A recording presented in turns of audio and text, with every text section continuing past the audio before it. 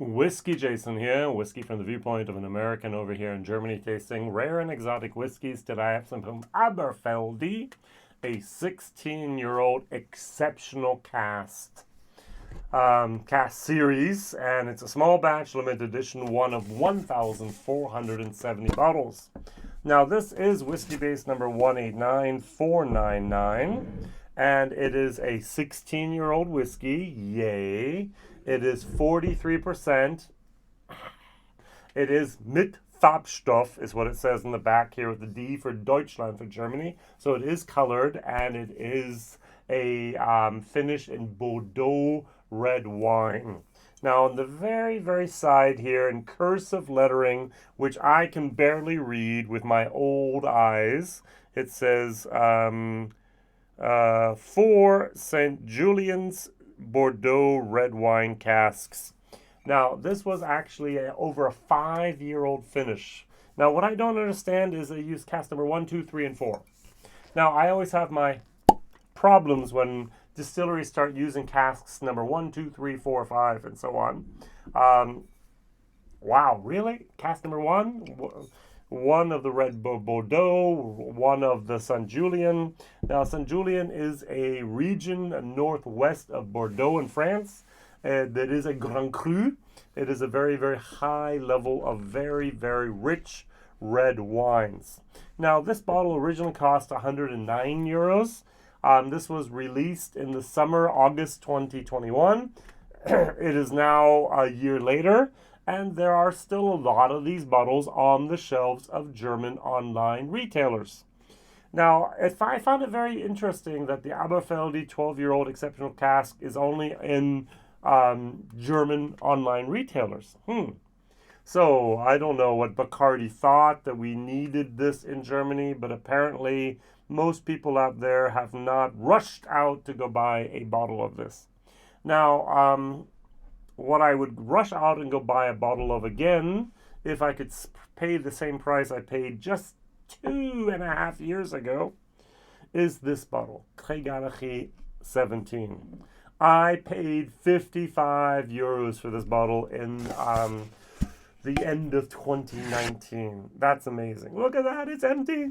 I'm going to have to go buy a new one. I just went online and went, okay, what do I have to pay for the new bottle?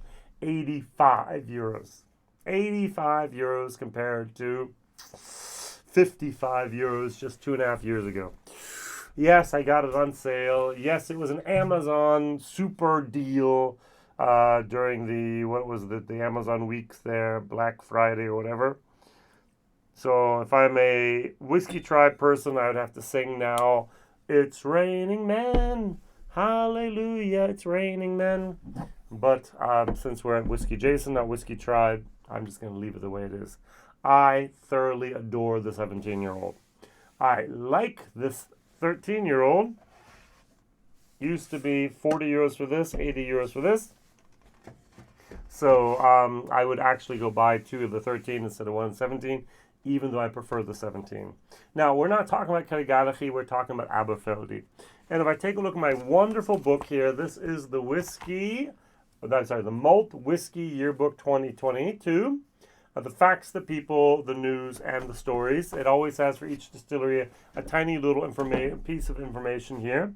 And it says here, which I thought was very interesting, the equipment of the distillery is a 7.3-ton stainless steel full lauter mash tun. They have 8 washbacks made of larch and 3 made of stainless steel, with an average fermentation time of 72 hours, and 4 stills, so 2 spirit stills, 2 wash stills. During 2020, the staff lost 2 extra months of production due to the pandemic. Now, but the 2021 plan and 2022 plan is to revert back to the 3-shift, 7 days a week, 23 mashes a week, which equals up to the maximum capacity of 3.4 million liters of alcohol produced every year. Now, what's very interesting is in 2025, a biogas boiler was installed. Very, very good. And now 2021, 2022, they wanted to make the heavy fuel boiler that they had been using, redundant, and instead converted to an LPG, a liquefied petroleum gas boiler instead, and just use the heavy fuel as a backup. So even Bacardi's thinking about how to become more environmentally friendly, and the entire whiskey industry has to somehow figure out how to become CO2 neutral within the next 20 years or less. All right, so one step is go away from that heavy fuel and go over to the LPG. Now, this whiskey here uses about a 5-year finish for a 16-year-old whiskey, not bad, in these very, very heavy red wine Bordeaux Grand Cru wine casks. So a barrique is the type of cask that is used. It's a wine cask, it's European oak, it's 225 liters. So you take 4 of those casks, number 1, 2, 3, 4, you vat them together, you dilute it down to 43%, you add a little bit of coloring. Why? Why do you add coloring if it's a small batch 1,470 bottle release? You're not going to compare it to anything else. It's a one-time thing. If you're adding color, you're actually trying to trick us as a consumer and not trying to actually add a coloring to have consistency. There is no consistency with small batches.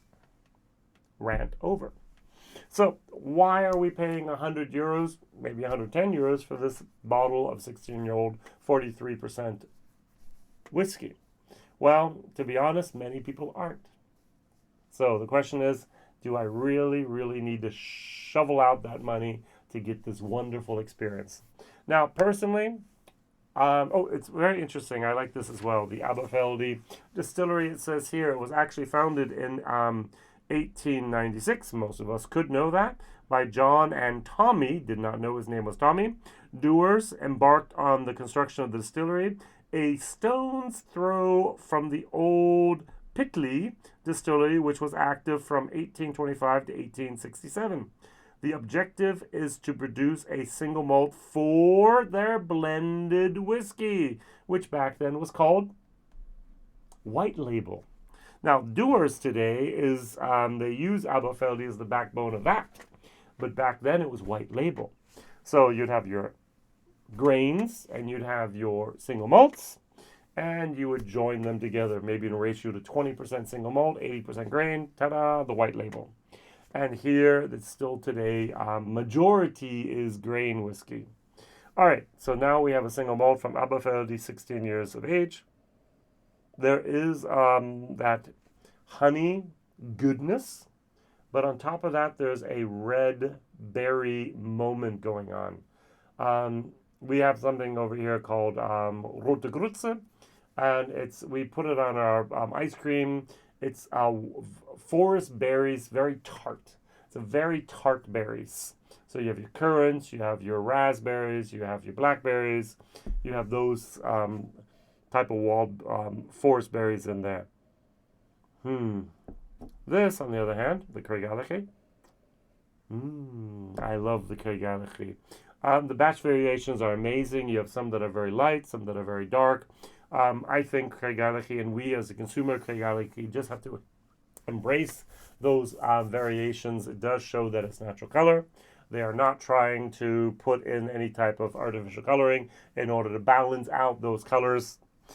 They just embrace it, and I think we should too, and actually applaud them for doing that. Can Bacardi actually be blamed for the increase in the prices here of their 17-year-old? It's a sign of the time, and people are just going crazy with their pricing at the moment. To be very honest, I like this bottle. A very nice, heavy glass bottle. This is a little bit more of a dumpy, iconic Aberfeldy bottle. Yeah, why not? So, let's try it. Oh, cheers.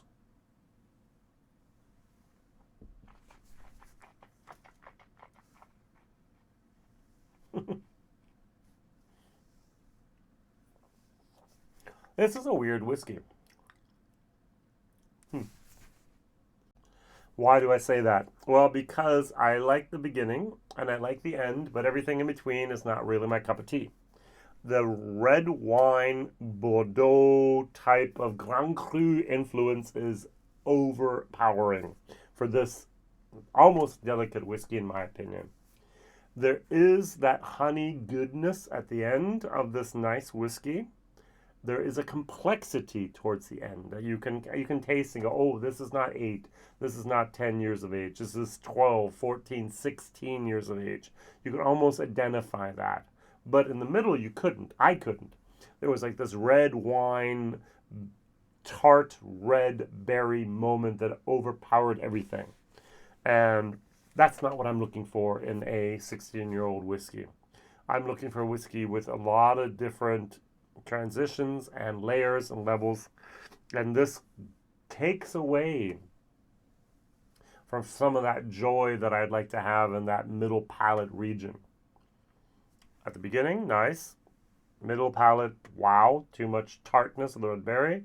Towards the end, even now, oh, there's a little bit of depth there. There's a little bit of that old moment of flavor going on there. Nice. What a shame. Now, this whiskey, one last time, 43%. Don't forget that, 100 euros. Whiskybase 189499. It's been on the European German market now for over a year, and a lot of those 1,470 bottles are still out there.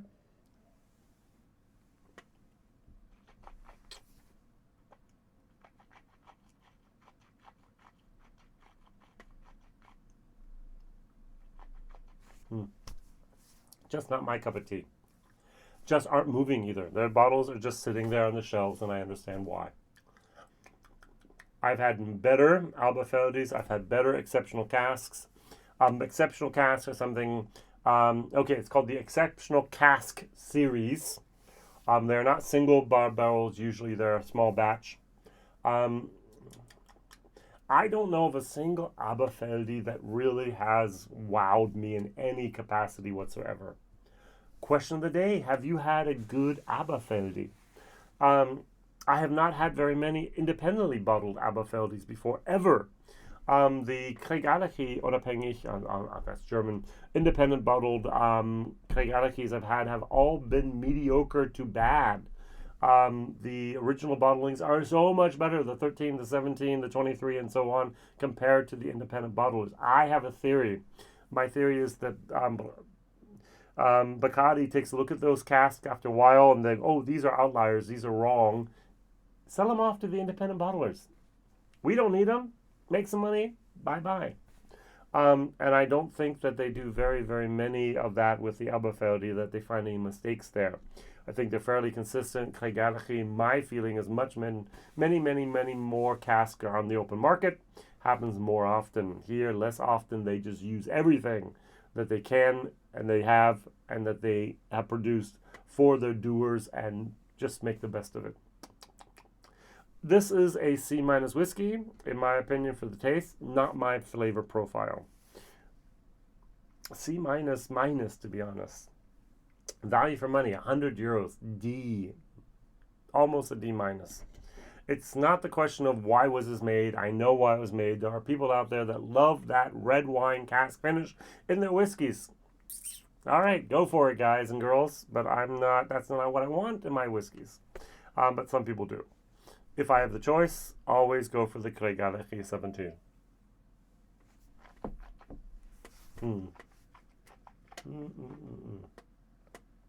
So good. I'm going to miss you. Imagine you have $100, 100 euros, 100 pounds at the moment, almost parity. What whiskey would you go buy from the Bacardi, John Dewars and Sons? Now, what would you go buy? I would actually have to go buy another Krigallachi and have a little bit of change in my pocket. That's my favorite product of the Bacardi distilling arm in Scotland. Thank you very much for watching. Thank you very much for subscribing, liking, and sharing. And I hope you have much better luck than I do if you find an Aberfeldy out there, that you will actually enjoy it, like it, and cherish it much more than I will. See you soon. Whiskey Jason. Bye-bye.